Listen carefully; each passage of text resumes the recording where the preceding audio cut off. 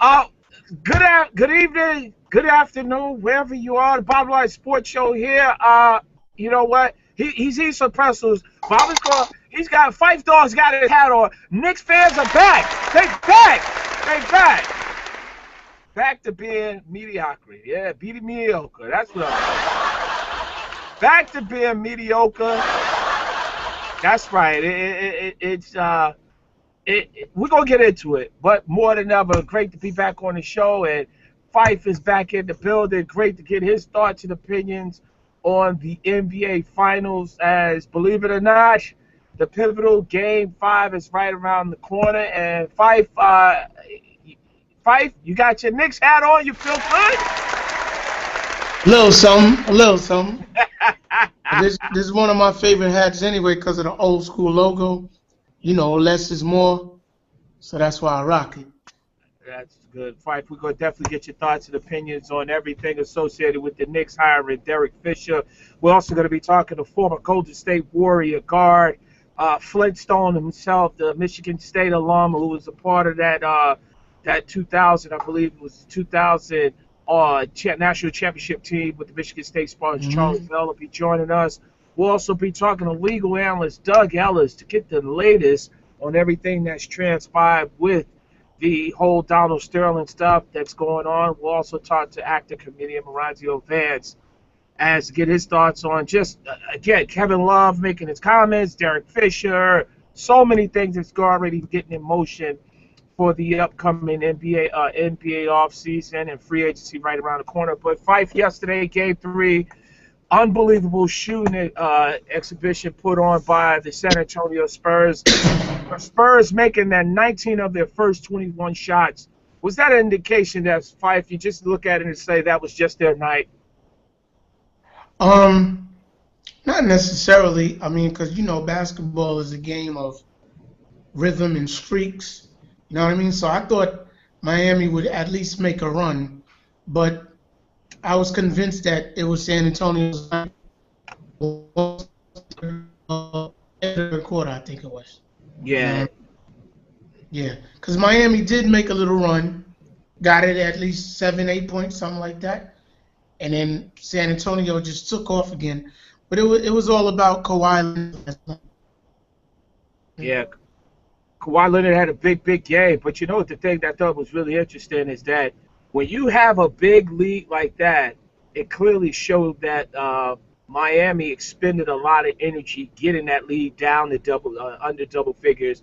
That they were really just, again, they didn't have too much left in the tank. And it was just really phenomenal how much a guy like LeBron James really means to that team, especially when you look at the bench production. I think they had 22 points, and out of that 22 points, 11 of those points came from Ray Allen. 8 of those points came also from Norris Cole. But Phife, the Spurs head coach Greg Popovich started Boris Diaw instead of Thiago Splitter in Game 3. That had to be the X factor, really, to lead to just really the phenomenal shooting display they put on from the start of the game. I definitely think so, because Boris Diaw could do a little bit of everything. I mean, don't get thrown off by the but he could do a lot of things. He could shoot from the outside. He has great footwork in the lower blocks. He rebounds. His defense is but that's probably the only weakness that he has. The boy can play, definitely can play. And Thiago Splitter can do maybe a few things compared to Boris Diaw. So I definitely thought it was the X factor. But again, I really think the main X factor was because the first 2 games, it was kind of a no-show. You know what I mean? So yeah, it was really him that really made the difference. Now, it didn't help that Boris Diaw started. Yeah, and then you think about it, a guy like Kawhi Leonard, I mean, with Boris Diaw, he kind of reminds me of the old school guy back in the days in the city, Daddy Boogie, because Daddy Boogie could do a little couple of things, and Daddy Boogie, he's a little overweight, but Daddy Boogie could really make things happen. But Kawhi Leonard had the big game, Phife, and he had 29 points, career high. He had a combined total of 18 points in both Game 1 and Game 2. But Fife, can we expect to see that type of offensive production from Leonard going forward?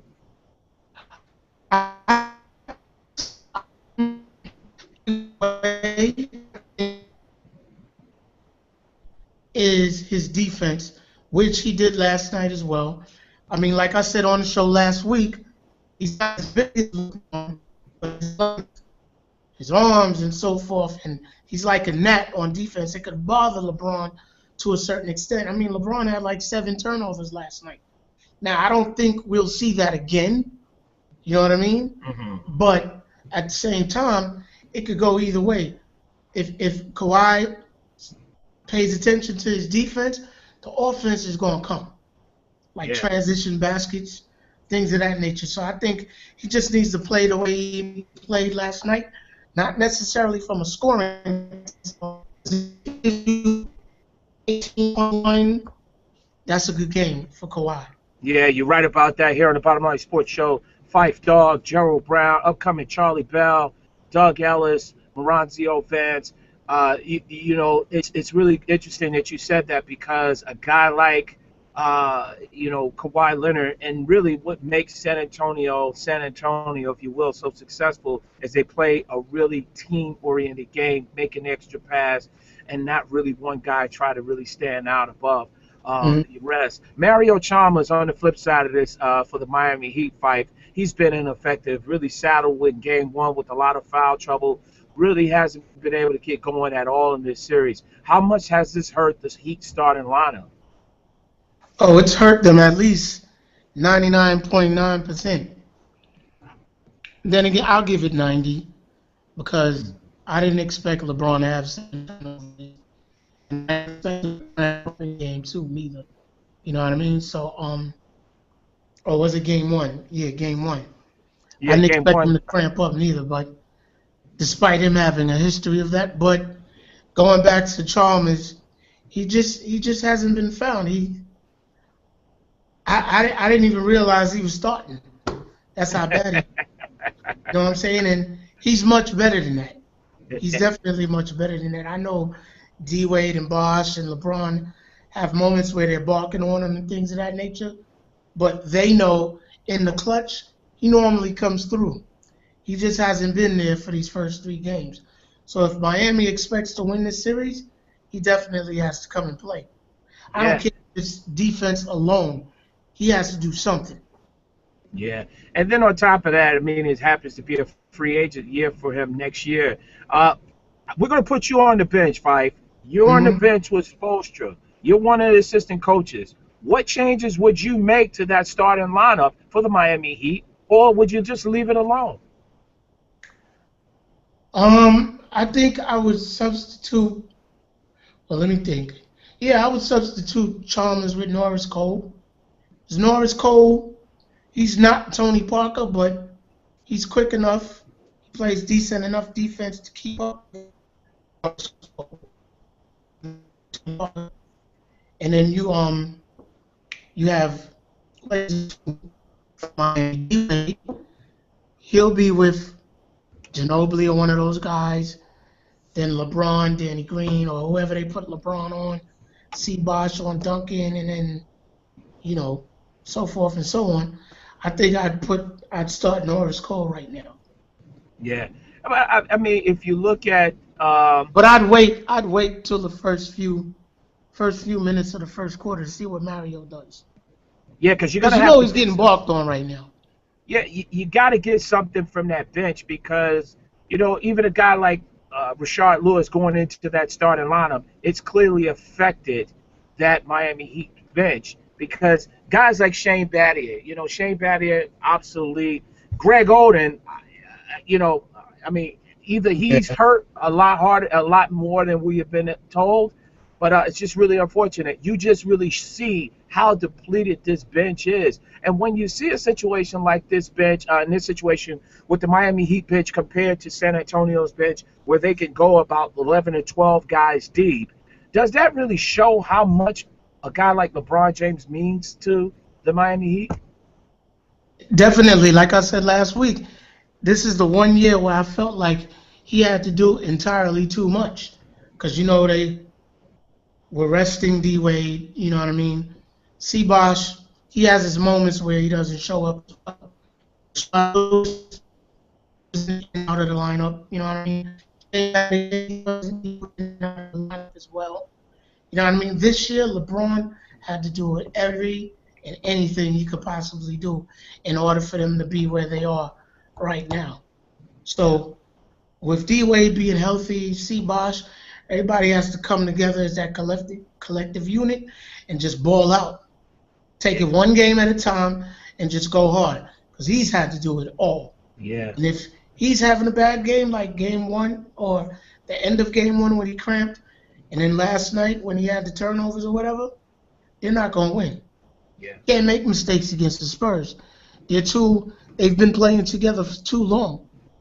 Yeah. Now let me ask you the Phife. I know since the last time we were on air, game one was the cramp situation, and it was very surprising how much flack and heat that LeBron got and criticism in general. And I know we're going to talk about this a little bit later. In regards to that, fair or unfair, the amount of criticism he received in game one? In terms of, for those who want to go at him like that, they obviously don't know basketball. They know that he's had a history of this, cramping up like that. It doesn't happen often, but it has happened to LeBron James. Now, him not being able to come back in games, it's a little different. But if I was supposed to, I would have sat him for the rest of the game as well because you have a whole series to play. If it was Final Four type thing or NFL playoffs, one and done, it's kind of different. You kind of but with 6 possible more games left in the series, yo, chill. You got the next one. And as you saw, he dropped 35 in this game. So even with this last game, with him turning the ball over, you know that's possibly not going to happen again. So there's a first time for everything. LeBron, and they're still harboring the going back to the decision and things of that nature. But how could you hate like that if he's the 2-time back-to-back NBA champion? And you know he has the bulk to do with it. Yeah, I really don't understand that. And I think that it comes down to something that we talked about last week on this show, here on the Bottom Line Sports Show, Gerald Brown, Phife Dawg. It's the fact is that when you see players and their greatness, it's very hard and difficult, up-and-coming players, it's very hard and difficult to sort of allow those players and their greatness to replace the players that we have once seen become great and become attached to. Because a lot of people, when we spoke about Magic being off, that sort of NBA, the sort of, again, Mount Rushmore, and Tim Duncan be on there. A lot of people felt that, again, Magic Johnson, you couldn't do that. Even in a situation where you talk about LeBron, how close is perhaps to Michael Jordan. He will never be Jordan. It's just really unfortunate because everything is measured against Michael Jordan, and that's obviously great, the greatest. But it just seems like people have a hard time if you say somebody is better than a Bird or Magic. Yeah. It's almost like you're saying that in a disrespectful way. No, these are still great players, but that's a part of life and evolution. There's always going to become somebody better than the next person, and you have to give them their props and give them their just due. Based on the 3 games that have been played in the NBA Finals, Phife, is this series going the way that we thought it would be going from the beginning? I mean, is it shaping up to be a 7-game series? Yeah, it is. It is. I think it is. I think it definitely is. I mean, I picked Spurs in 6 if Parker was healthy, and so far he's held up. So I do agree that it's going to be Spurs in 6 or 7. But I didn't expect the Spurs to do what they did last night in Miami. So yeah. And let me ask you this, Phife, as we get ready for Charlie Bell.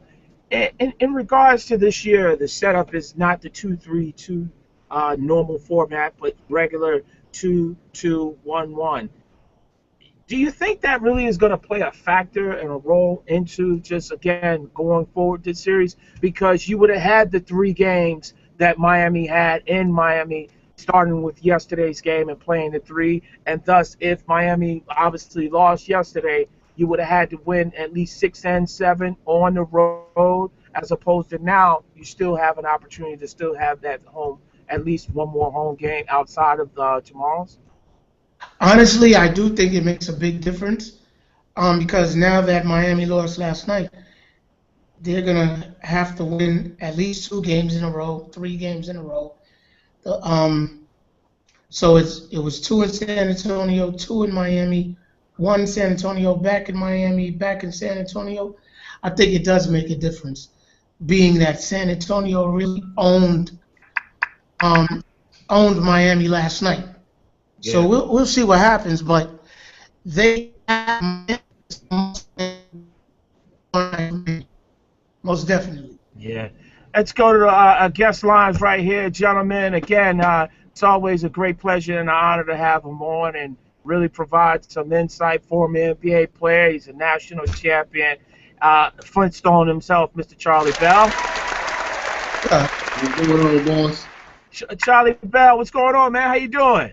I'm doing great. How you doing? I'm doing well. Phife Dawg, legendary Phife Dawg, joining us here on the Bottom Line Sports Show. What's up, man? How are you? I'm great, man. How you doing, man? Legend right there. I'm good. Yeah, you too, man. Flintstones, no doubt. I see, Charlie, you're giving it a distinguished look now. Again, you let it grow out. I mean, what's this? Is this another Denzel Washington look from Safe House? You had the training day look the other day. The other time you were on the show. Now you're going Denzel Washington Safe House? Hey, man, I just try to switch it up, man. You know, I kind of keep them guessing, man. You got to keep them guessing. You know, you can't just keep showing up with the same look, man. You got to, like, show up. They're like, oh, that's Charlie. Okay, I got to change it up, man. Yeah. You don't want anybody any money or anything like that. No, I'm good. I'm good. That I know of. That's good. Hey, Charlie, you know, last night was one of those interesting games. I mean, San Antonio, 19-21 to start this game off. Kawhi Leonard, they just really got it going from the start. In the NBA, when you play and really just play a basketball, was last night one of those games where you just look at it and have to say at the end of the day, you know what, it was their night. You know what, let's sit, guys, and try to prepare for the next game? I mean, I think you got to give San Antonio credit. I mean, they lost the game at home, game 2. And, you know, I think everybody was starting to write them off. And everybody was talking about, you know, Miami this, Miami that. And, you know, what they did was, you know, they came back strong. And they came out and set the tone early. I think, you know, Miami, I don't think they were ready. I mean, you see, like, LeBron was kind of like the only one that was really out there trying to do something. Everybody else kind of looked like they was going through the motions, trying to feel their way through the game. And San Antonio took advantage of that. I think they're the best team at moving the ball. And when they're moving the ball like that and everybody's getting touches and everybody's getting layups and easy baskets, easy looks, you know, that's hard to stop. Yeah, and Charlie, before you ask me a question, I want to just ask you, piggyback on what you just said in terms of, you know, they're the best at moving the ball.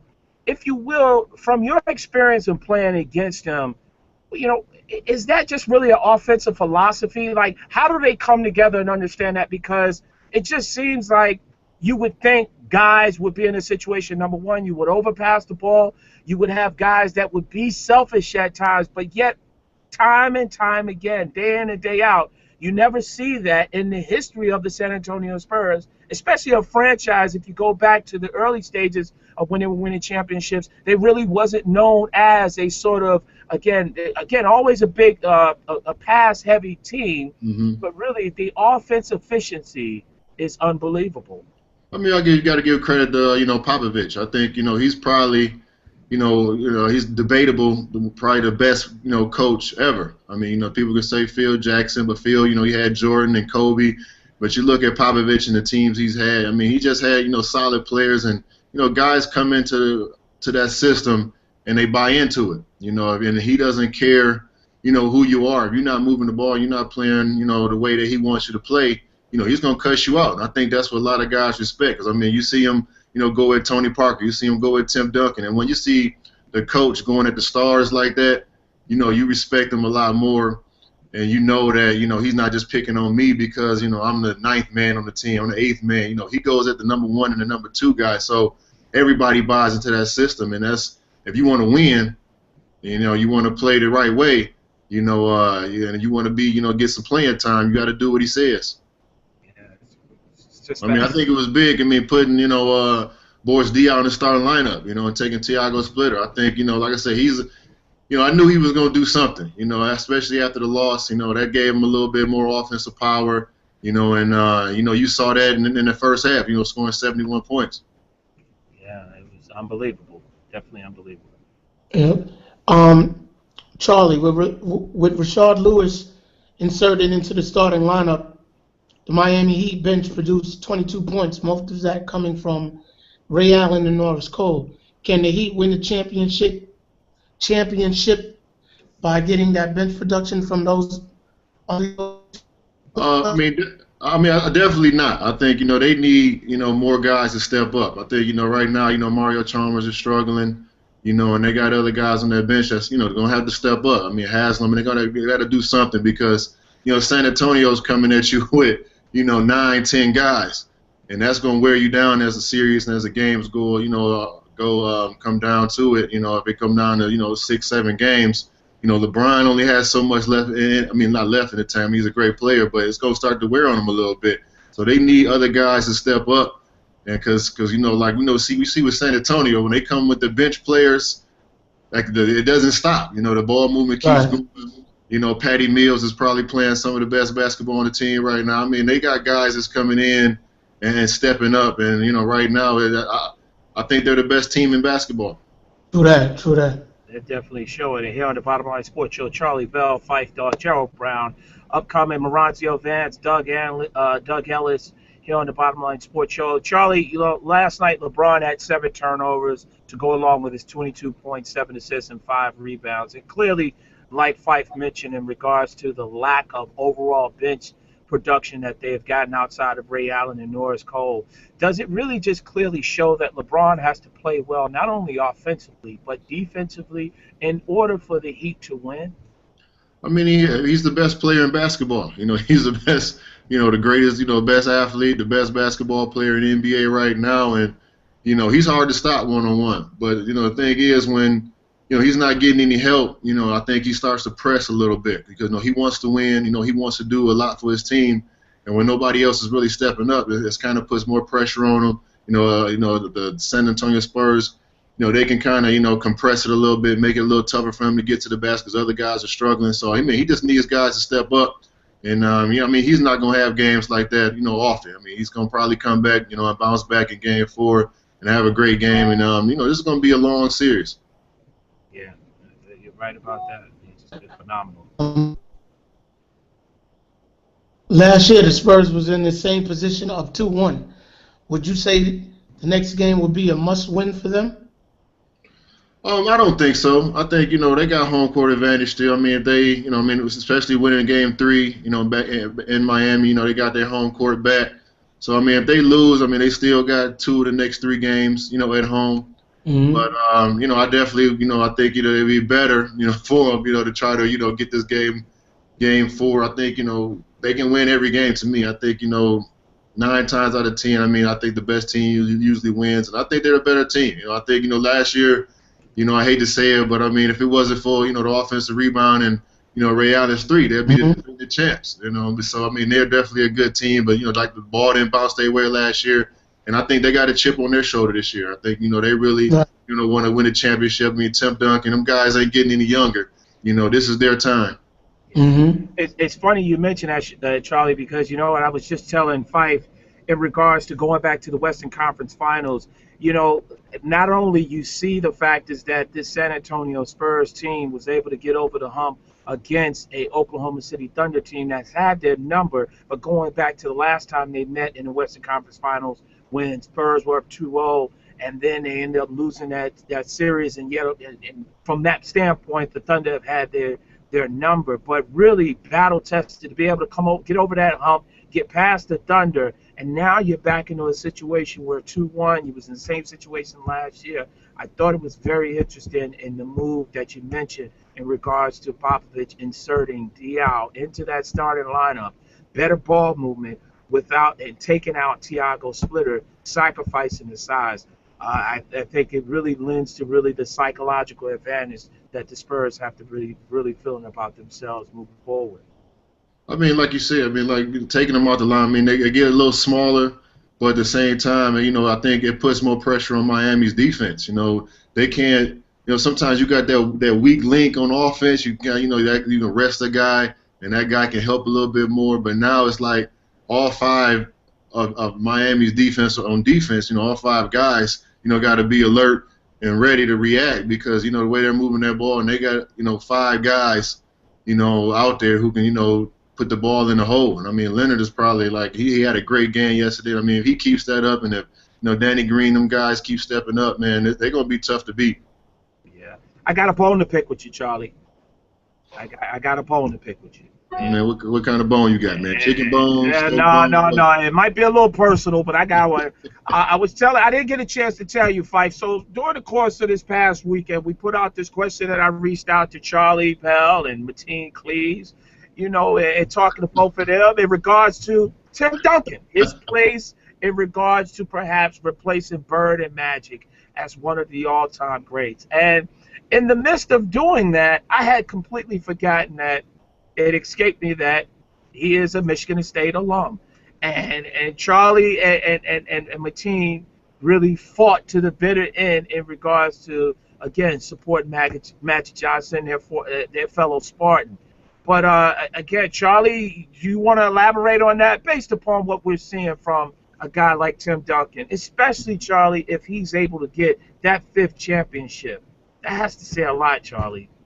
I mean, it says a lot, but I mean, he's not doing it all his own. I mean, so are we gonna put Ginobili out there? We're gonna put Tony Parker out there. I mean, they're just a good team. When you look at, you know, Bird and Magic and them guys, those guys were, I mean, they were like, they transcended the game, man. I mean, they really made the NBA what it is, and you know, they really carried this thing. You know, then they passed the torch to Jordan, but at the same time, I mean, that was, you know, the rival, the Lakers, the Celtics. I mean, that's what basketball was all about growing up. And, you know, the Pistons, you know, and them guys. But, you know, like I say, Magic, you know, you can't. I mean, he played 5 different positions. I mean, Bird, you know, what he did, the way he shot the ball. I mean, those are great players. I think Tim Duncan is probably the best power forward to ever play the game, but I just don't see him, you know, being up there, you know, with Magic and Bird. And Phife, my response to that was the fact is that all that Charlie mentioned are great things and accolades, but let's be honest about a couple of things. Number one, that was sort of made up by the NBA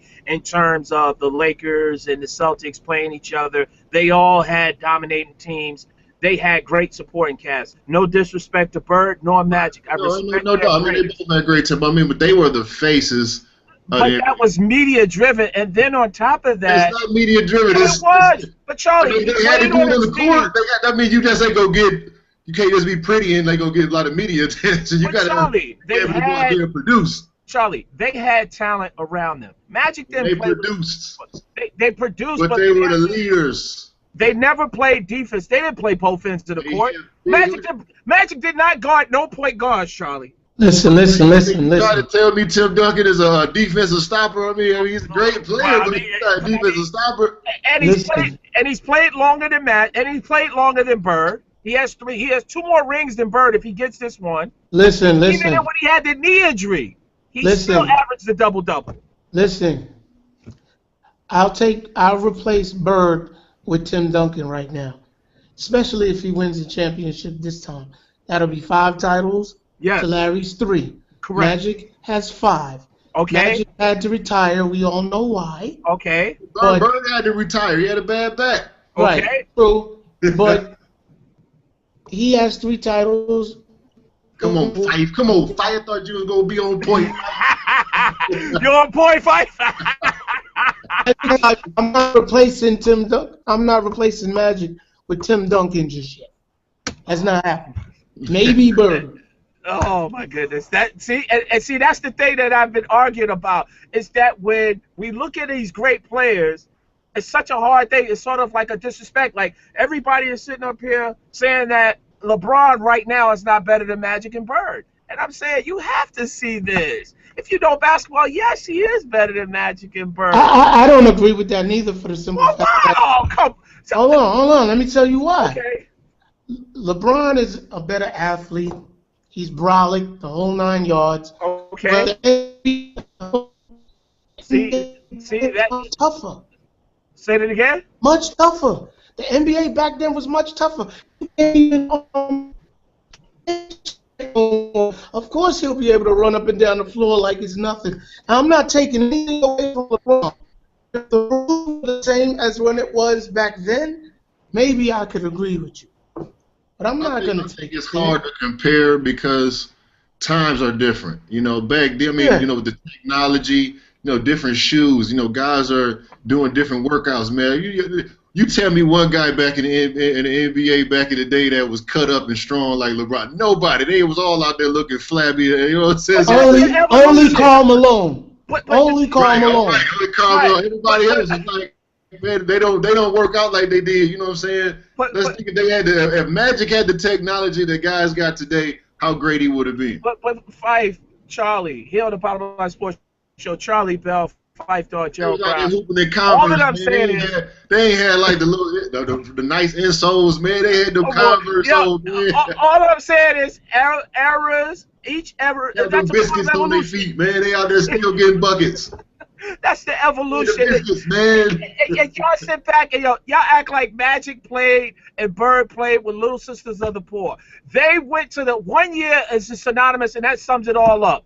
The Lakers go to the finals, they win the championship, they get the #1 pick the next year and get James Worthy. Go figure that. You sit back and let's honestly look at and understand the makeup of what it was taking place with the NBA. They wanted to sell tickets. They marketed the Lakers and the Celtics. They had a lot of help. It's nothing against Larry Bird. It's nothing against Magic.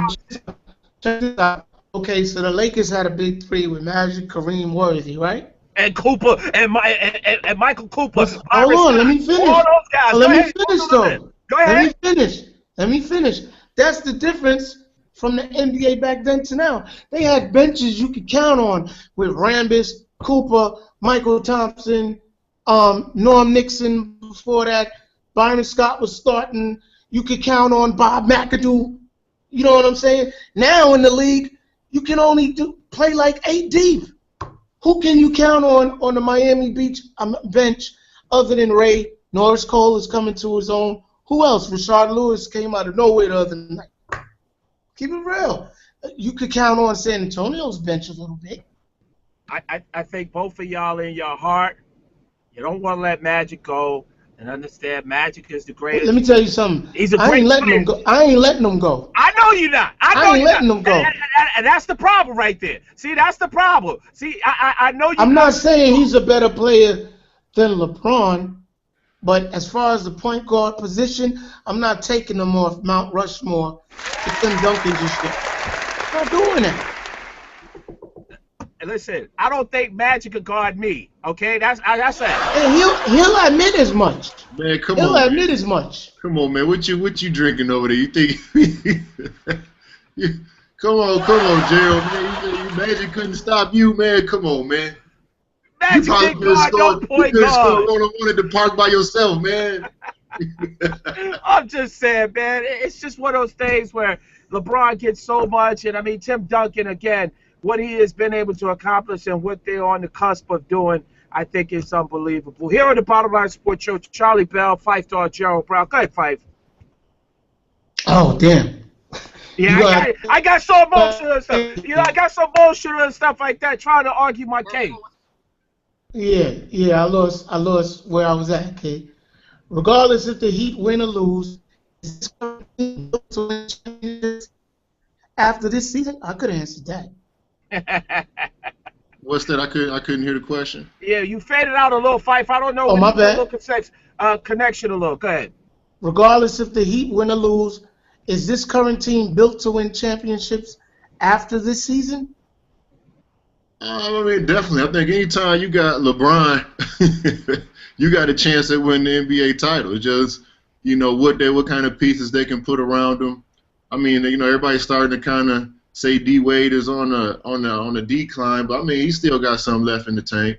I mean, Ray can come back. I mean, I think Ray can play till he's like 50, man. I mean, looking at, his body. I mean, he's almost 40 and he's bumping guys and dunking on the fast break. I mean, he take care of his body. He's unreal. And I mean, they definitely got, Chris Bosh. I mean, if they can keep that core together, I mean, they can always contend for a title. I mean, like I said, LeBron is the best player in basketball.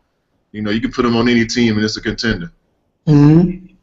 I think that, you know what, I'm going to advocate for you to get a tryout with the Indiana Pacers, man. I think that, you know what, they need a type of point guard like you, my friend, the Indiana Pacers. I've been arguing that. I'm saying that, Charlie. I'm nominating you to be in a situation where they could perhaps have you participate and play that point guard slot for them on the Indiana Pacers, because they got some issues. I know that the season's over for them, but your type of point guard would be beneficial to them moving forward. Oh, man, I would love to play with Lance, man, Hey. Charlie, I want to ask you a couple questions before we let you get on out of here. Number one, your camera is so SAHD. I mean, where are you? Are you in Coach Izzo's office? I don't know. Is that no, I'm in the hotel, man, chilling out, man, and it's just, I don't know, I guess it's the Mac computer I got, man. I guess it's got a good camera, man. Oh, man, you got a great camera. But I also want to ask you, really looking at getting your thoughts and your expertise as we get closer. Obviously, the NBA Finals, once it's over, we got a quick turnaround in terms of the NBA draft. You got a couple of guys, Michigan State Spartans, that are in that draft. And just, again, we'll definitely break that down another time when we get your expertise and insight on that. But just want to get your thoughts and opinions, or just really just some insight in regards to the guys like Adrian Payne and Gary Harris, even the kid Keith Applin. Is there a lot of those guys still coming back to the school, or do they seek out the advice of yourself and Mateen, along with I'm missing the other Flintstone again, the lefty and stuff. Mo Pete. Do they seek you guys out in terms of just really getting some insight, especially guards to guards and forwards and stuff? Oh no, I mean, I'm not close with Gary, but like during the season, I would sit with his father. I would talk to him. I'll send him text. I'll send Gary text messages. After games. That's just what it's all about. We're a family in Michigan State, and that's one of the reasons why I went there. I went on my 5 visits to all these different schools, and one thing I noticed at Michigan State is like, the former guys, the way they gave back to the program, not just monetary, as far as giving back to the program. I mean, guys like Magic and gave back, and Steve Smith would donate a lot of money to the university, but just their time. Like open gym in the summer. Those guys will always be around. Eric Snow, Sean Reshford, all those guys. And, even after we get done playing, everybody just sits around and we just talk for hours. We in there till 12 o'clock at night, just running our mouths, just running, telling stories, and just having a good time. And that's just what it's all about. And I definitely have been in touch with Gary. I haven't, heard much from Keith. I know he's, getting ready. AP, somebody I'm pretty close with. We text each other back and forth. And I know that they're getting ready for the draft. I think Gary was out in L.A. working out. So, I mean, those guys, and I think AP was in Chicago. So, I mean, those guys are getting ready, for the next level. And I look at, both, I think Gary and AP are probably going to go. And I think both of them should be lottery picks. I mean, Keith, I think, he was playing himself into the first round until he had his injury with the wrist. And, hopefully he's doing well in his workouts. He can show that he can play at the next level. But I think it's great for the university to have those guys, making it to the NBA, because that's when, as far as recruiting, that's why Kentucky and Duke get all these great recruits, because, these high school guys want to go somewhere where they can compete and they can play and they can go to the NBA, to the next level. We putting guys in the NBA, that's going to help our recruiting and keep our program where it needs to be. And I think Coach Izzo is doing a great job, getting guys ready. So I think, those guys are going to be great NBA players. Yeah, don't forget why kids also want to go to Duke and Kentucky, because they pay real good. Hey, man, I didn't say that. You did. I did. That's right. I'm going to say it. They pay real good. They pay real good. Charlie, I wanted to ask you a quick question before we let you get on out of here. One last one. You look at a guy like Derek Fisher, Jason Kidd, Mark Jackson. Derek Fisher is the latest guy to get a job in terms of without any coaching experience. Right. You, as a former player, also being a point guard, Do you look at that and really does that even add you a little bit more fuel to perhaps get into the coaching profession, if not at the NBA level, but maybe at the college level? I mean, I'm definitely want to get into coaching. That's something that I've been looking at. You know, I talked with Coach Izzo not too long ago, you know, trying to reach out to some other people. That's definitely what I want to get into as far as, you know, life after basketball is coaching. I think it's great what's going on with Jason Kidd and Derek Fisher. I think right now, I think in the NBA, you see this revolving door. You know, the same coaches, the same, you know, year in and year out, it's the same coaches, just different teams. And I think, you know, with teams, you know, going younger and getting coaches, getting guys that just finished playing, you know, not just anybody, but these are guys that, you know, players respect. You know, guys respect Jason Kidd for what he did. I mean, guys respect, you know, Derek Fisher. I mean, he was the president of the NBA Players Association. I mean, guys respect him. And I think he's going to do an excellent job. I mean, he knows the game. You know, he's played for a long time, played for some great coaches. So I think guys are going to respect him. And I think, you know, they're both going to do well. I think, you know, all these new coaches and new blood coming into the game is only going to help the NBA. Yeah, that's good. That's good. Hey, Charlie, it's always a great honor and pleasure to talk with you, man, and get some great insight. Definitely look forward to, you know, obviously when your schedule allows, but we got the NBA draft right around the corner and really, really interested in picking your brain on really which will be better fits. And then, you know, obviously with free agency right around the corner, Kevin Love, Kyrie Irving, all those different moves that possibly be made. We definitely look forward to talking to you down the line. Hey, man, you know, anytime you need me, man, I'm ready. All right, well, don't let the full beard grow out now, all right? Hey, man, ain't no telling what I might have next Come time. on now, 'cause I was talking to Renee. I said, look, don't be on that Shamar Moore thing. These women going crazy and all this other stuff, man. I ain't light skinned, man. You know, smell light skinned. I'm creamy caramel, man. Yeah. Hey, Charlie, great talking to you, man. Definitely talk to you real soon. Hey, man, anytime. Y'all take care, man. All right, appreciate you. Hey, Charlie man. Bell. Always great to get some insight from Charlie, man.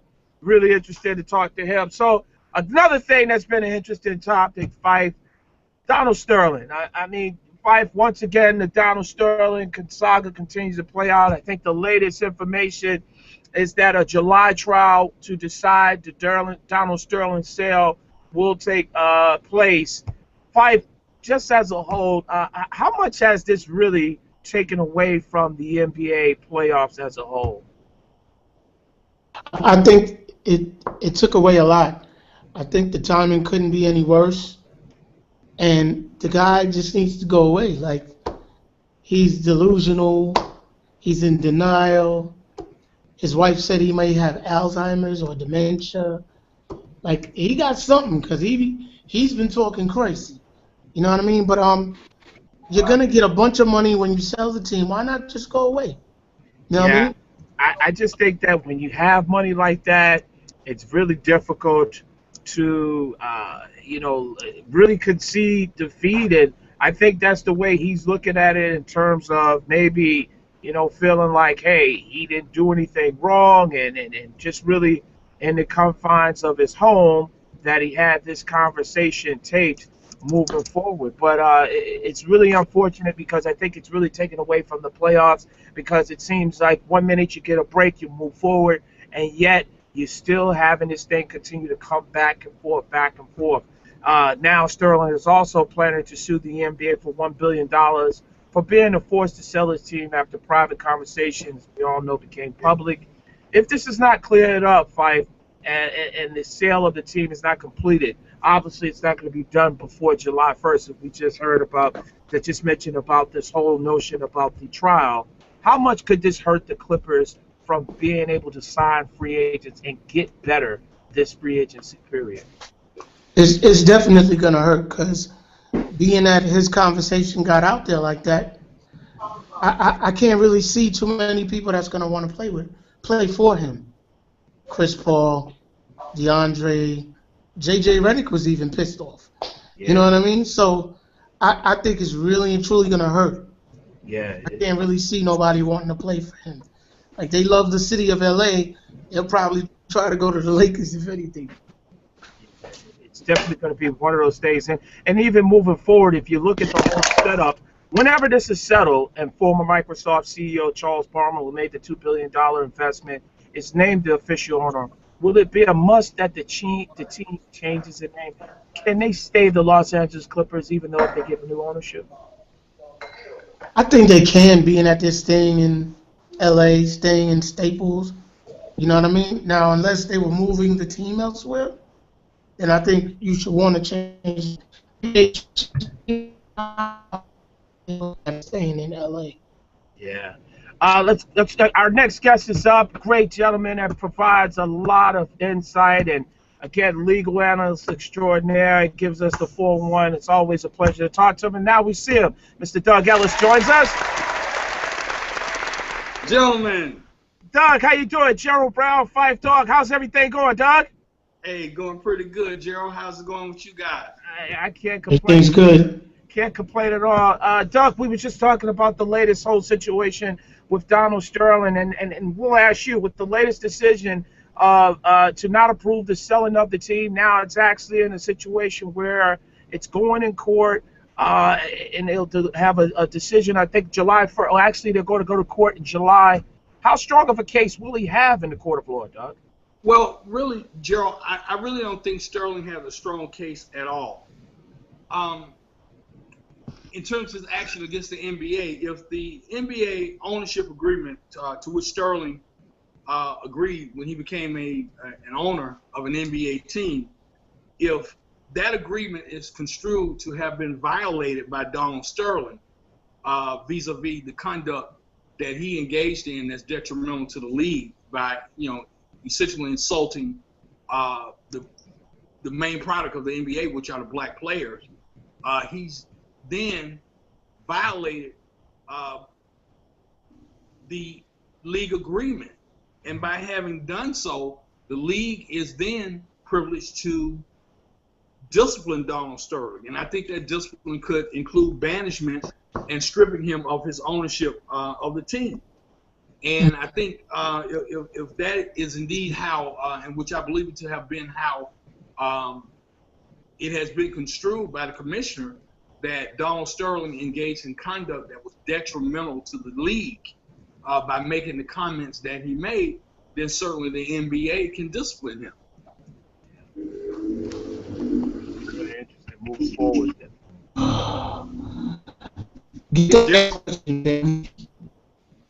Phife, you faded out a little bit. All right, here it goes.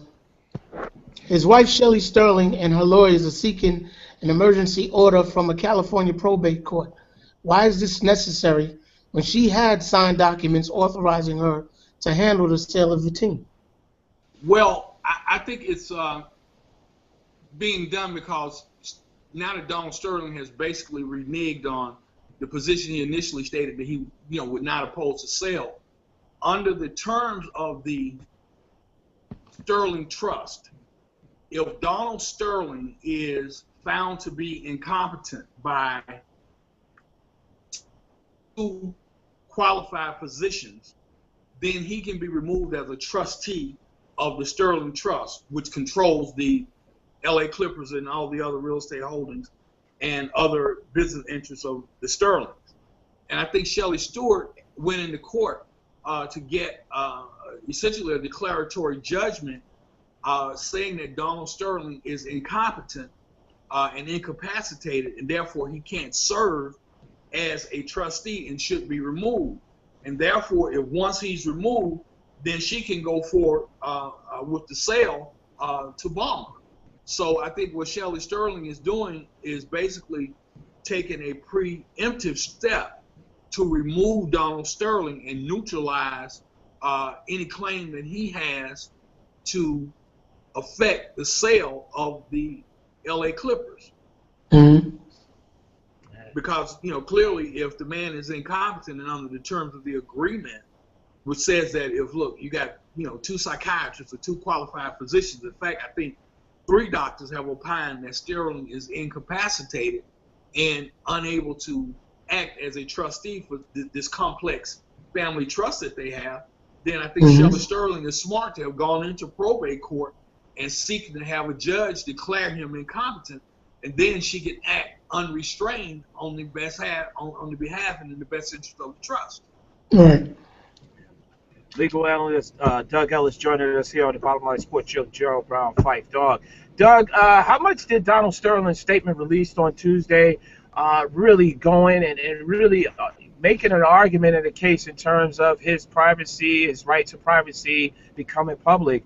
How much of those comments, that statement, how will this, how he would fight will help him versus the law in his lawsuit versus the NBA? Well, I don't think it really helps him at all because, number one, the information that was obtained by the NBA was information that the NBA obtained from the public sphere. I believe it was first telecast on TMZ. Right. The person, this woman, Siviano, that made the recording was a private person, a private actor. Right. And therefore, the Clippers had nothing to do with Sterling being recorded, albeit the state of California does have a very strict privacy statute which prohibits a person being taped against their will and without their knowledge. Siviano says that was one of the things that they always did, was to tape the conversation. So Sterling knew that the conversation was being taped. But I don't think that he can raise a Privacy Act claim against a third party that had nothing to do with him being taped. He talks about violation of his right to free speech. There's no governmental action involved in this. The First Amendment protects you from the government restraining your speech. And his speech is really not being restrained because, hey, he's already said what he had to say. He's just being punished for saying what he had to say under the terms of an agreement to which he's a party. So I just don't think that, him going out there, releasing this statement, all of this gobbledygook, this puffery about how bad he's being treated, he's not going to engender any sympathy from anybody who is concerned with the righteousness of this situation. And certainly it will have no legal effect or legal impact in this matter, in these proceedings. Should be interesting. Based on Dallas Mavericks owner Mark Cuban's earlier comments about this case being a slippery slope, is there a possibility that Sterling's lawyers will use those comments to say that the owners did not want Sterling banned from the NBA to begin with? No, I think that would be a stretch, and really I think Cuban's slippery slope comment is really irrelevant here. In no way does that exonerate Donald Sterling or any way advocate the damage that his statement made and could potentially cause in the NBA. As we know, there were a lot of players who were prepared to walk had Sterling not been banned by the NBA commissioner. So for Donald Sterling to think in any kind of a way this slippery slope statement by Mark Cuban, which I think was referencing the fact that there may very well be others who made statements or who have done things similar to Donald Sterling in terms of some of their views and some of the things that they may have supported or causes. You have very conservative owners, for instance, in other cities that support very, very conservative causes. But to say that because there may be somebody else who has said or done something in any kind of way insulates Donald Sterling from the impact and the action that has been caused as a result of his statements being released to the public, I just don't think Mark Cuban gives him any cover at all. Right. Legal analyst Doug Ellis joining us here on the Bottom Line Sports Show. Gerald Brown, Phife Dawg, upcoming Maronzio, Vance. Doug, how fast could we see a realistic resolution in all this matter? How fast? Well, I think that when the matter goes to trial in the probate court, and assuming that Sterling is found incompetent, then I think the proceeding they'll proceed with the sale and it'll go forward very quickly. I certainly believe that this matter will be resolved by the time NBA training camp opens. because if it's not, then they're going to have to deal with these players who say they aren't going to play. So I certainly believe it will be resolved by the time training camp opens. Thought we got past the whole situation with the vote and that not being the issue. Go ahead, Phife. Now, I personally think the Clippers brand has been stained. Do you think the name needs to eventually be changed? Well, I think so long as Sterling remains the owner of the Clippers, then the brand is tarnished. And with anything that's tarnished, once like brass, you put, they clean a brasso on brass, and the silver polish on silver, it shines. And Right. in this case, Sterling silver, once Sterling is wiped away, the Clippers will shine again. The Clippers are in a very valuable market. They have, arguably one of the best players in the NBA. The locational inertia of LA is very strong. Guys are gonna want to go there and play. They basically pull equal with the Lakers in LA. So I think the organization remains viable. But as long as Donald Sterling is the owner of the Clippers franchise, people are going to be hesitant about going there. If for God forbid, Sterling were to prevail by some strange construction, there will be wholesale exoduses by players from the LA Clippers. And number one is Chris Paul, because Chris Paul's already said he ain't playing. Right. Sterling is still the owner. Do you think they have to change the name, though, Doug, even after this whole situation, because of just again the remembering of this whole situation? Do you think they'll have to change the name?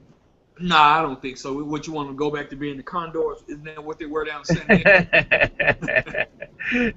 I mean, again, you just really want to start anew, but this has just been one thing that has really taken away from the NBA playoffs, and it just seems like Donald Sterling is able to capture a lot of the attention at the most inopportune times, especially when the focus should be on the playoffs itself.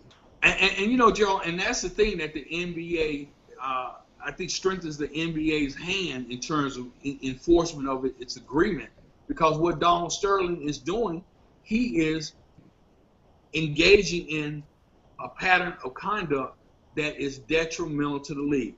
What you just said is, it's a pall that's hanging over the playoffs right now. Just as much as people are talking about the Heat getting their butt kicked last night, people are still talking about Donald Sterling. And now whether or not that is going to be shown in the ratings, we won't know until actually when the game, when the series is over. But the fact of the matter is, there are a lot of people who are looking at this, a lot of black people who are concerned, a lot of righteous people of goodwill who are concerned that you have an owner that has a history of racist behavior and conduct that now is in the midst of a struggle to try to keep his team, despite having been shown to be exactly who and what he is. Gerald, I guess Elgin Baylor was right. People laughed at Elgin Baylor. Yeah. But he's right about this guy. This guy, really has to go, because the thing is, he insulted. I think the NBA is about 80% African American. What he said insulted the heart and soul of the NBA. And we may not have guys who stand up. I was watching the NFL channel the other day, and they were talking about the AFL All-Star game that was to have been played in New Orleans. I believe it was in 1966 or 65, 66, somewhere around there. And so when the black players got to New Orleans, they weren't allowed to stay in certain hotels. They couldn't get a cab. They couldn't eat in certain restaurants. And then they said, look, we're just not going to play. They left. The game had to be moved to Houston, Texas. And the networks were scrambling because here it is, they had set up to televise this game, and these guys saying we're not going to play. Now, whether or not these guys who are in the NBA right now feel strongly enough about having been basically reduced to slaves on a plantation to say that we're going to take a stand and we're not going to allow ourselves to be disrespected the way that we have been and treated just like we're chattel and walk. We don't know that yet. But certainly I believe that the likes of Chris Paul, who said that he's not going to play if Sterling still owns the team. So if that's the case, then the NBA certainly is in trouble. The networks are in trouble. Nike, everybody else is going to be in trouble.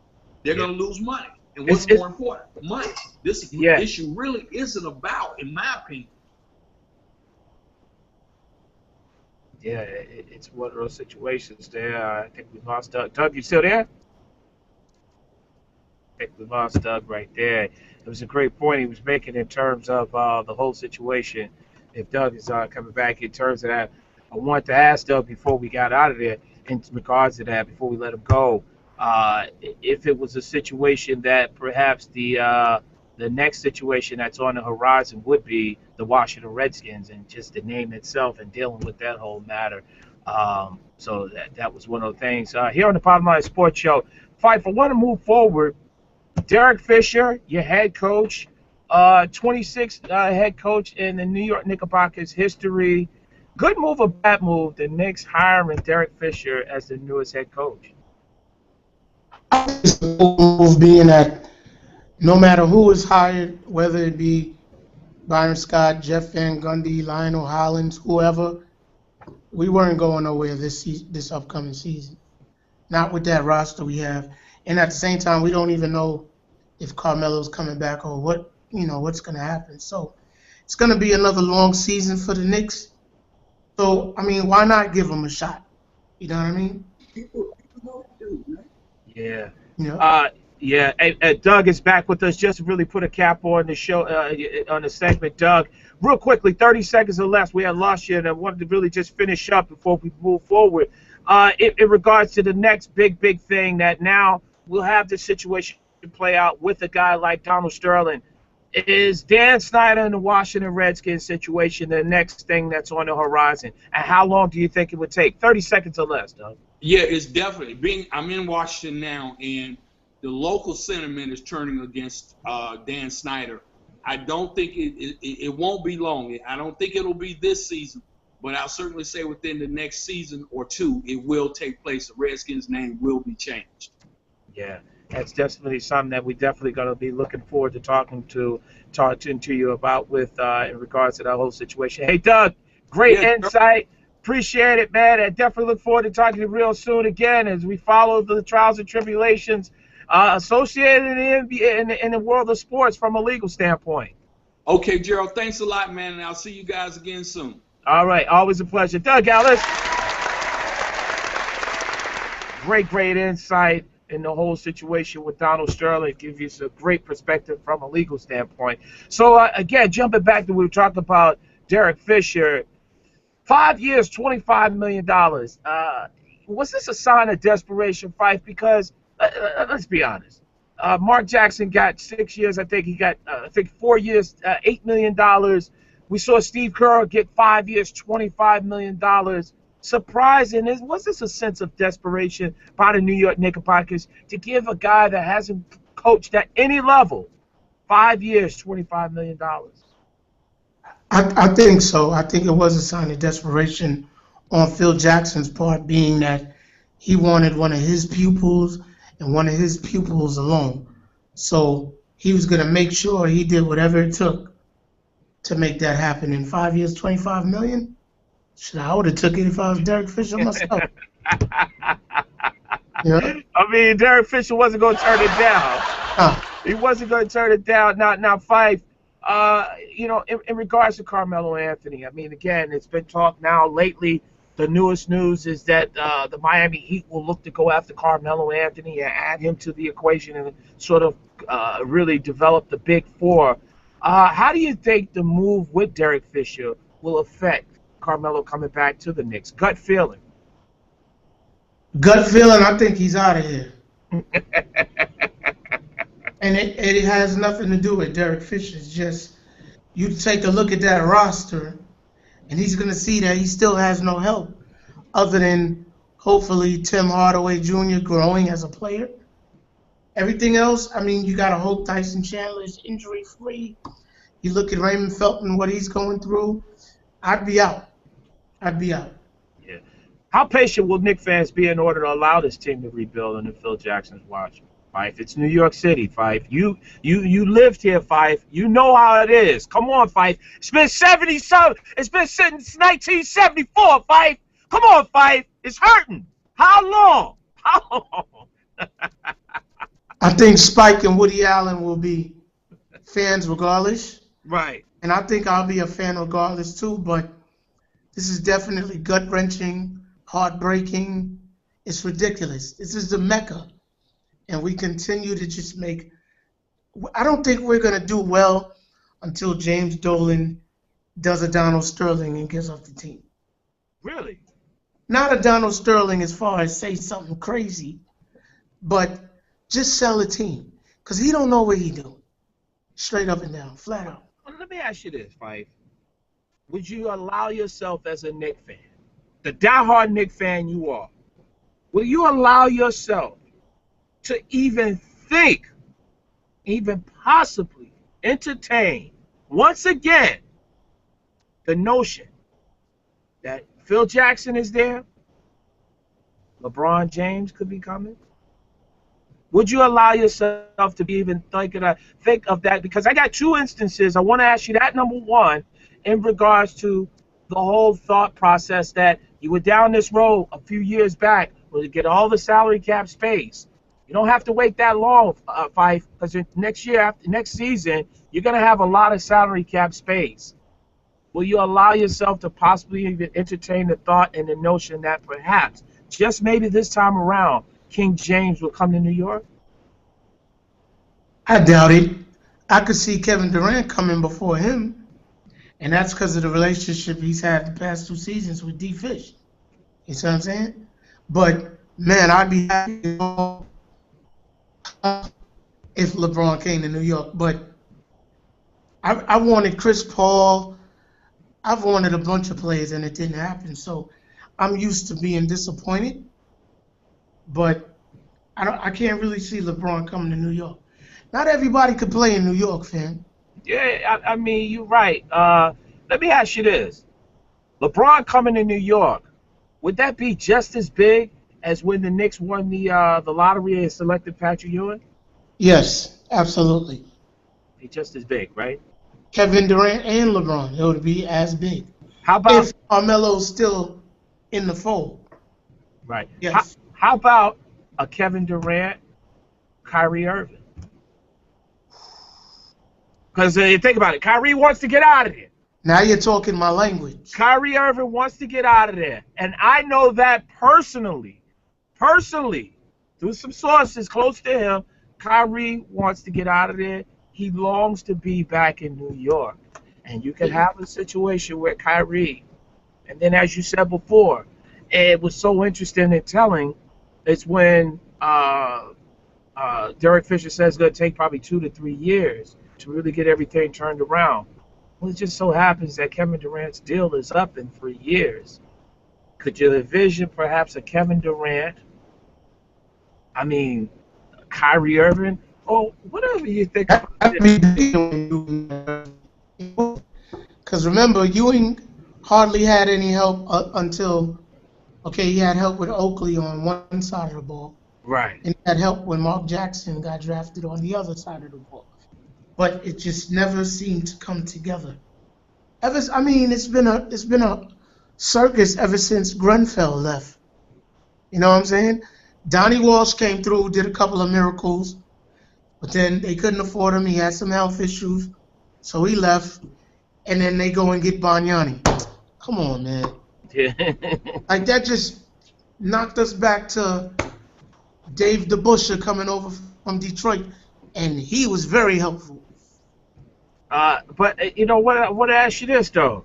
This is being greedy right now. This is me being greedy here on the Bottom Line Sports Show. Gerald Brown. We have no choice. It's almost 42 years. I'm gonna be greedy. LeBron Yeah. James decides to come to New York. Kevin Durant decides to join LeBron James and come to New York with the Kyrie Irving, would that make up for all the years of the heartache and pain if the Knicks could go from a situation of being the laughingstocks to now all of a sudden you have 3 premier players at pretty much in their prime in Durant, LeBron, and Kyrie Irving? I mean, with Carmelo? well, I mean, you don't. I mean, Carmelo's gone. Let's say Carmelo's in Chicago. Carmelo's in Houston. Would Okay, you take that? I think I would. I mean, if Miami could take Bosh, D-Wade, I'd take those 3.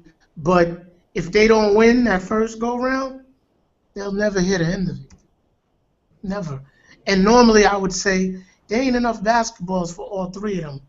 But being that LeBron could play 3-4 positions, they'll be all right. Yeah, I think it would really work because from the standpoint of, a guy like a LeBron, who is a guy that doesn't really need to shoot. He's really a facilitator. And I think when you play with players like that, that kind of really, in a sense, everybody will develop their role. I mean, keep in mind, how many problems that we saw in year 1 of the Big 3, where they were having problems with being consistent in terms of winning games, who know when to shoot here, when not to shoot. We just saw it this recent past season with the Brooklyn Nets, really trying to develop that chemistry. It does take some time, but I think it would be very, very impressive because when you have a guy like a Durant, and that's why I said maybe Durant more so than Carmelo, because a Durant is a perimeter-oriented guy. Maybe by that point in time, he will add a game, a post game, a low post game that really will be in a situation where, again, you play off one another. And then Kyrie Irving, a guy that you would be able to have to respect from the perimeter, a breakdown guard, and it really would be something I'd be interested. But that would be wishful thinking. What will you see? What will you see from this Knicks team next season? Not much. I mean, we have to see what they do during the offseason other than hiring Derek Fisher. But I don't think we're going to see much other than Carmelo getting his numbers, making another All-Star appearance. God forbid he gets injured. You know what I'm saying? So that's Tim Hardaway Jr. getting better his sophomore season in the league. And if Tyson Chandler is injury-free, him possibly being Defensive Player of the Year again or close to it. But I don't know what to expect from J.R. Smith. I don't know what to expect from Raymond Felton. I don't even know if Raymond Felton's going to be now. He's going to be gone, matter of fact. Yeah, he's going to Bill be Jackson, gone. he told him so. Yeah, it's owed a lot of money. But you have to look at this too, Phife. A guy like Tyson Chandler, who veterans that don't really want to go through the whole rebuilding process once again, you now have a situation where, clearly, like we just realized again, there was no sources are saying that Carmelo has until June 23rd to opt out if he's going to do so. So fans won't have to wait till July 1st. You'll know something by June 23rd. We'll all know something by June in regard to that. Give me a number in terms of games that you think that will perhaps be one that you could sit back and say, this is the amount of games that we will look where Tyson Chandler said that if the direction of this team is going through a situation where they don't care about next season, he wants to be gone. That could possibly be a situation where perhaps that he could be shown the door. The Knicks are talking about trying to get draft picks. You already mentioned about Raymond Felton being shown the door. Even if he's able to play next year, he's going to have that gun case hanging over his head. What number of amount of wins do you look and see from this team next season?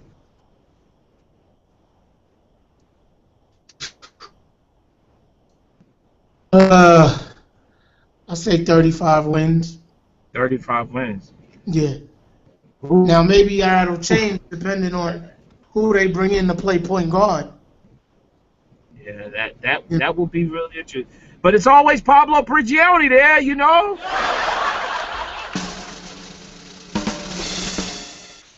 Pablo Prigioni will be there. Let's move back to somebody that, again, has been a polarizer topic. And you know what, Phife, we talked about it a little in the part of the course of this start of the show tonight. If you look at the whole situation in regards to LeBron, and we're not going to really spend too much time on that, but if you look at the whole situation with LeBron having all this criticism and just really people coming out of the woodworks with it, do you think the only way this criticism is silenced, if he happens to go to Cleveland, goes back to Cleveland, Phife? I don't think so, because he's what he got to win. Go back to Cleveland, he has to win. The criticism's going to be there, because everybody that criticizes LeBron James does not only live in Cleveland. That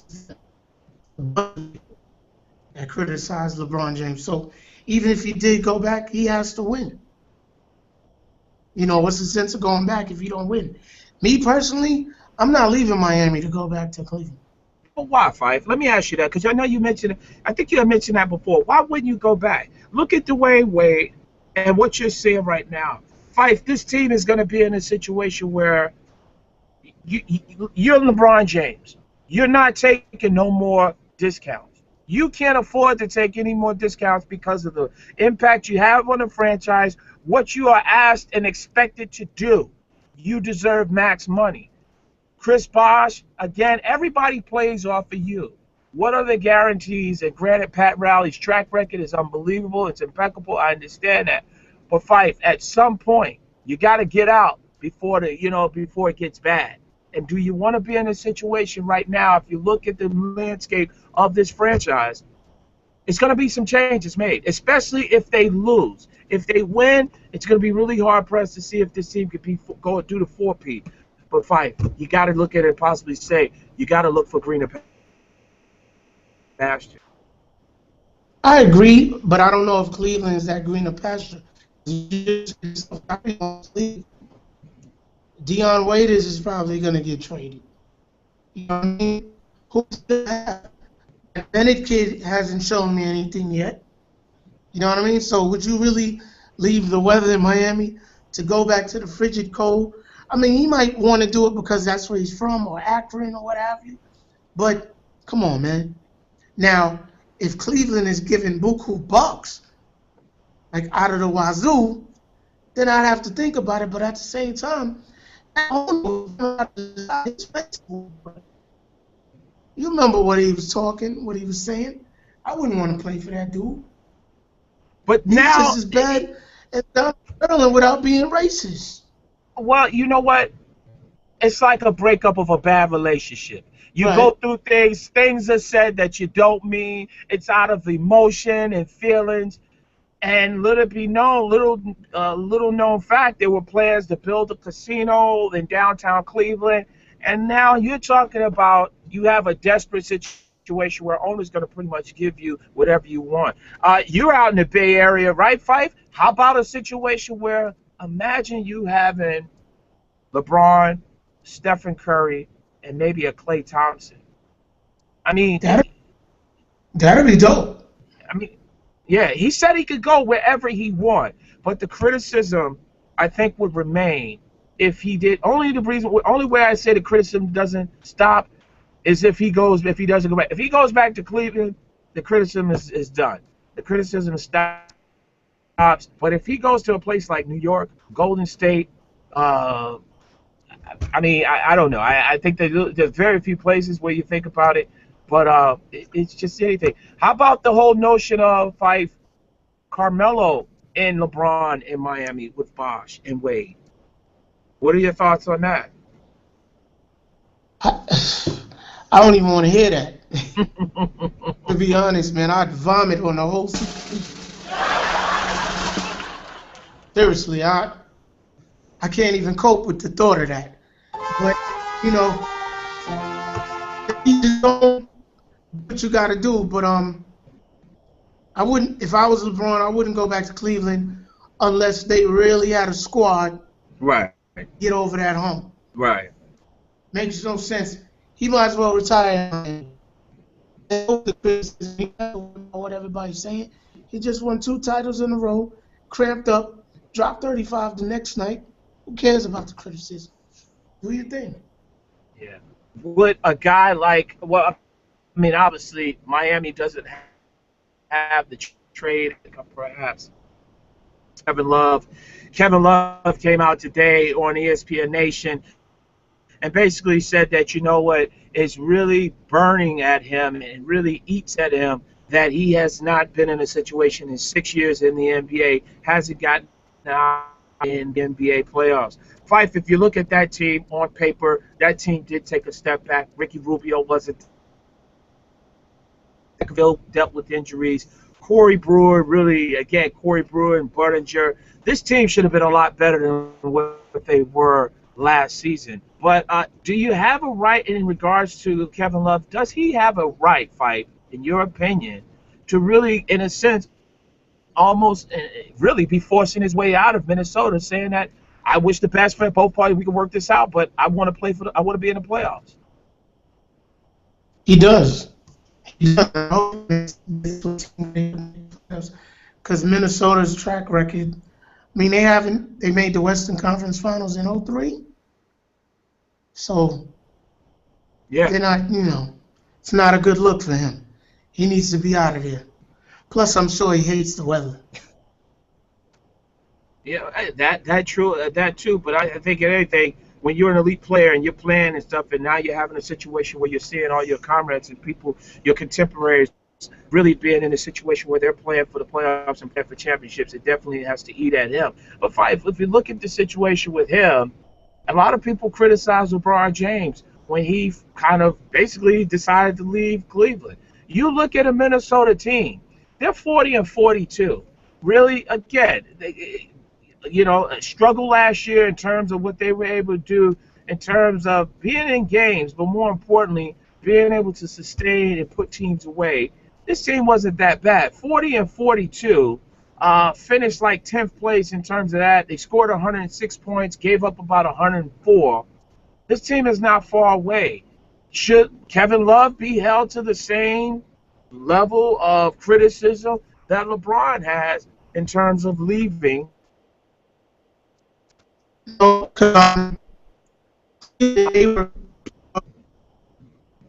Cleveland were playoff contenders. You know what I mean? LeBron was pretty much taking them on his back.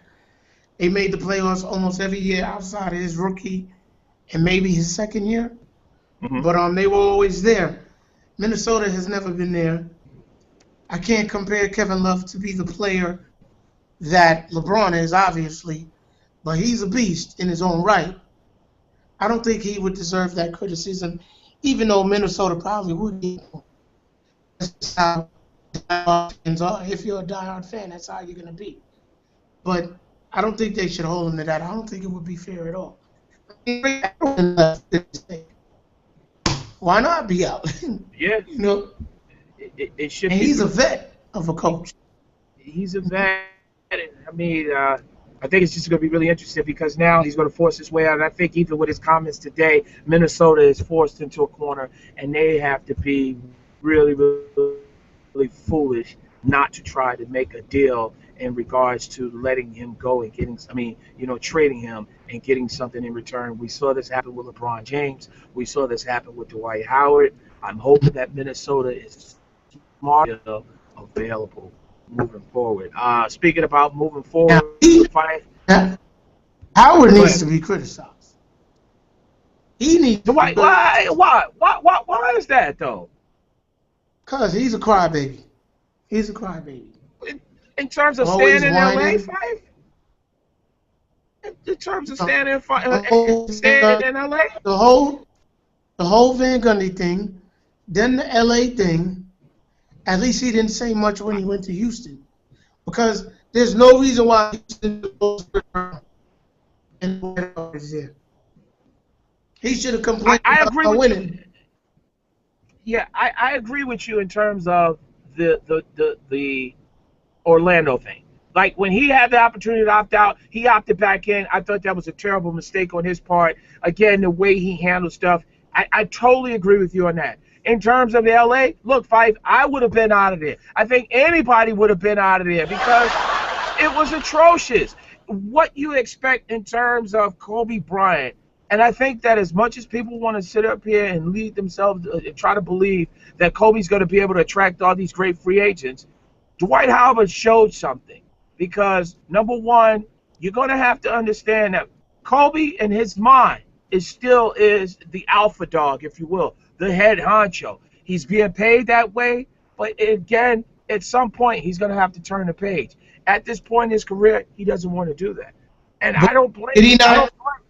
Did he not know that before he signed on the dotted line to go to? Well, I think that management told him. I mean, when he was traded there, management told him specifically that, you know what, Kobe has a couple more years. Kobe would start to relinquish the reins and basically turn the team over to him. Look, let's be honest. The Lakers turned around and fired Mike Brown 5 games into the season, which was a fair assessment in order to try to evaluate your team. You bring in Mike D'Antoni, who clearly is not a big man's coach, and then lost in the mix of that. I mean, why not leave? There was no indication that D'Antoni was going to be fired, which ended up staying on a year longer after getting rid of him. But on top of that, with Kobe Bryant and those shenanigans, I think that really was a smart move to get out of there. And I applaud him for making that move. I mean, the only part of that I agree with is the D'Antoni situation. He's not a big man coach. So me personally, I wouldn't have went there. Because Yeah, he had more freedom in Orlando. Yeah, Van Gundy's a whiner, this, that, the other. But he made a lot of noise out in Orlando. right. In LA, it was almost like he wasn't there. And don't get me wrong, he played well to have that bad back. Yeah, But, exactly. And was that appreciated? right, he was much better in Orlando, though. I think so too. You know, and I don't think he developed as much as he should have, in terms of you know, really developed his game. And I think really, in some regards, look, that might have cost a guy like Patrick Ewing the job, a head coaching job. You know, in terms of really his development, but still in all, he's still one of the elite big men in the game itself moving forward. Mm-hmm. You know, so it should be something, should be really interesting. Fife, before we put a cap on this show, let's look at Game 5 tomorrow night, the pivotal Game 5. It's really going to be interesting. It's actually, yeah, it's Game 4, excuse me, of the series and stuff. The Spurs are holding that 2-1 lead tomorrow, Fife. Which team is this a must-win for Thursday night? I think it's a must-win for both teams, being that San Antonio was in the same predicament last finals, and Miami was able to come back and just run away with the title. But it's definitely a must-win for Miami. You don't want to go back to San Antonio down 3-1. Bottom line. Yeah, it's going So to it's be a must-win. It's more of a must-win, I guess, for Miami. I kind of believe it's San Antonio, just from the mental psyche of being in a situation like, yeah, we were here before, been there, done that, and now you have a situation where it works to your favor, like you had mentioned. The 2-3-2 format is no more. Now you have an opportunity to really have a stranglehold on this series and go back to San Antonio, possibly with an opportunity to close them out. So I think the pressure would have to be on San Antonio, because now you're in a situation where you don't have to win another game in Miami. Technically, you could win the game and close the series out. If you win tomorrow, you can close the series out in San Antonio. Patty Mills has played very well for the San Antonio Spurs in that backup point guard's position. Should we look to see more of him in Game 4, right? Absolutely. And Mario Chalmers is going to have to match that. Because Norris Cole has played well enough that I think he can match that. But Mario is the factor. He'll be the X factor, being that he's not come to play yet. And Patty Mills has. Yeah. Even in the game they lost. Patty Mills well. Yeah, and now if you look at the factors also, too, a guy like Danny Green, he's been a little up and down in this series. He got off 11 points after the cramps issue with LeBron James in Game 1. He played well in Game 3. But based on him playing well and Ginobili backing him up, is there any minutes for a guy like Marco Bellinelli? This is a guy that won the three-point shooting contest in the All-Star weekend, but he also had a big three in the second half of Game 3 when the Heat were making their run to get back in this game. Phife, is the biggest issue for the San Antonio Spurs and Greg Popovich is trying to find some minutes for Marco Bellinelli? I think Popovich will find minutes for Bellinelli because he knows what he's capable of.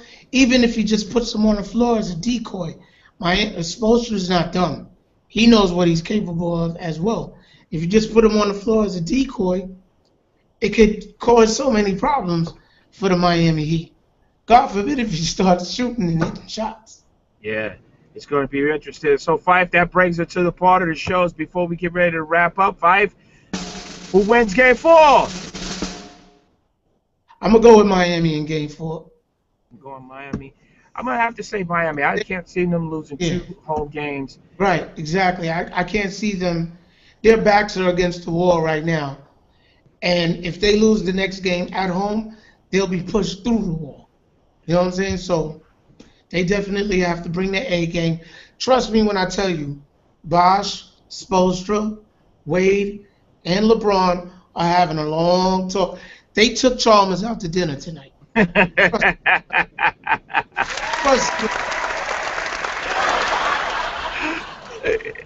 they paid for it, right? Yo, son, check this out. Don't worry about it. I got you on that. But, yo, check this out. I need you. Straight up. We got to get it done. Yep.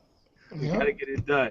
Phife, real quickly, before we leave out, North Carolina, been in the news. Rashard McCants, he also followed up with some comments today saying he's staying firm on the truth about the UNC.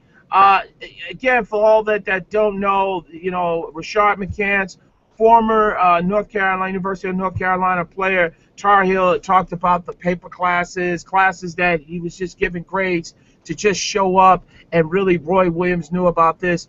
Phife, along with the fact that it's being African American studies that are at the center of this whole situation, how surprised are you that this whole situation came about? And has this taken sort of, again, a little lust off the whole North Carolina tradition? It's definitely knocked the tradition on their butt to a certain extent because, well, at least the basketball program, because the first wind I got of this was via the football program. Yes. And now that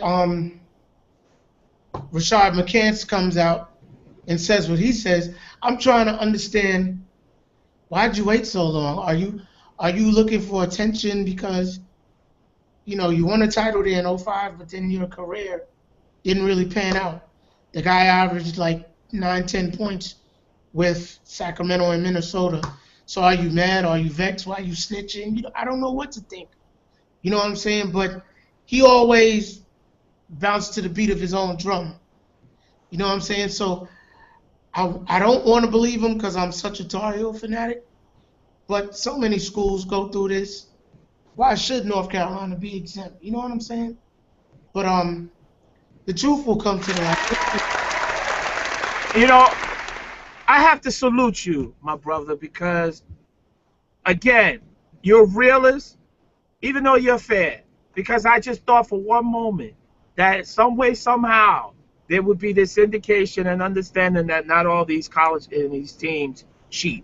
And you've proven that the fact is that you're not believing that. You understand that when in Rome, you do as Romans. So I definitely applaud you about that.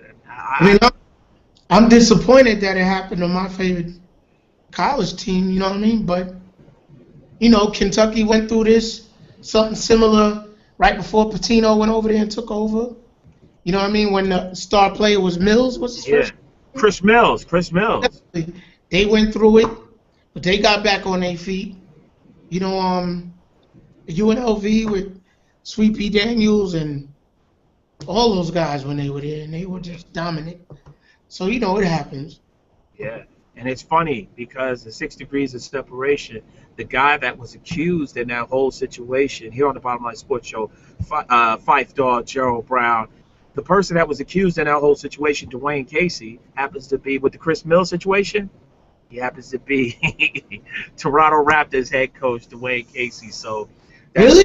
Yeah. He was the guy that was reportedly putting the money. I think he sent the money FedEx or something like that to Chris Mills, and again the whole situation. So it was Dwayne Casey. And That was good. That's good information. Dwayne Casey was able to again move on from that. Fife right now, the Rangers are up 2-1, 12 minutes in the third period. They're down 3-0. Fife, this city would be spectacular if the Rangers were in a situation to win a Stanley Cup. But does that put even more pressure on the Knickerbockers? Yes, because the same thing that happened in '94 would happen if the Knicks even made it that far. But being that they haven't made it that far, yes, that'll be incredible. Like, because they toned it down a little by hiring Phil Jackson, member of the '73 squad, all of that. But if the Rangers lose, to be honest, Yeah. because they made it that far at least. Yeah. And to get there, it's a great accomplishment. Hey, Fife, listen, it's been a great show. What are your plans for this weekend, Fife? Well, my son is graduating tomorrow, so we got a big party for him this weekend. You know what I mean? So we'll see what's up. I'm just going to be relaxing, though. Yeah, well, you know what, Fife? Again, let me be the first to wish you, and obviously you're going to get many well wishes. Enjoying your Father's Day, because these are one of the few moments that we get an opportunity to maybe just sit back and relax. But then again, I noticed one thing. With sports, you never see the kids say, hi, Mom, hi, Dad. It's always, hi, Mom. And then with kids and sports and activities, they all stop for Mother's Day. Father's Day, they play the games and all that stuff. So, again, great opportunity to sit back and relax. Hopefully, we'll be talking about which direction we're either going into a Game 6, possibly a Game 7 next week. We'll talk to also Los Angeles Clipper Ryan Hollins next Wednesday and get us some NBA draft guys, as the NBA draft is right around the corner. Fife, always a pleasure, man. Great insight as always. Again, and happy Father's Day to your brother. And also, definitely, real quickly, Fife, let everybody know about the song, Dear Dilla, the music that you got. You knew you got a lot of projects and stuff like that. Talk about that real quickly. Yeah, Dear Dilla out right now, iTunes, whatever. Check the video out at deardilla.com, because the proceeds go to Dilla's daughters, you know what I'm saying, in his honor, on stickers, hoodies, T-shirts, baby tees. That's right, we got the ladies hooked up in there as well. So go there, check the video out, let me know how you feeling about it. And it's from the forthcoming album, Muddy Morphosis, and I'm trying to think what the next single will be before I put out the album. So the album probably be out winter, November-ish, sometime like that. You know what I'm saying? So look for that. Word. It definitely is going to be something we definitely got to check out. Got to get Penny on here also, man. Maybe you can sign Penny Hardaway up to rap or something like that. I don't know. Penny raps? I don't know, man. He got that, he country boy and stuff like that as well. So I don't know. We probably figure out something what to do and stuff. But yeah, that was one of my favorite plays, man. He was a beast. Oh, that's a done deal. Penny will be on. Definitely look forward to getting Penny on and really looking forward to that and really chop it up with you guys and stuff as well. Fife, as always, enjoy the rest of your evening. Like to thank Doug Ellis. Like to thank Charlie Bell. But more importantly, we like to thank you guys. For Phife Dawg, I'm Gerald Brown saying thank you so much. We'll talk to you next Wednesday. Bottom Line Sports Show's out. We say peace. Peace.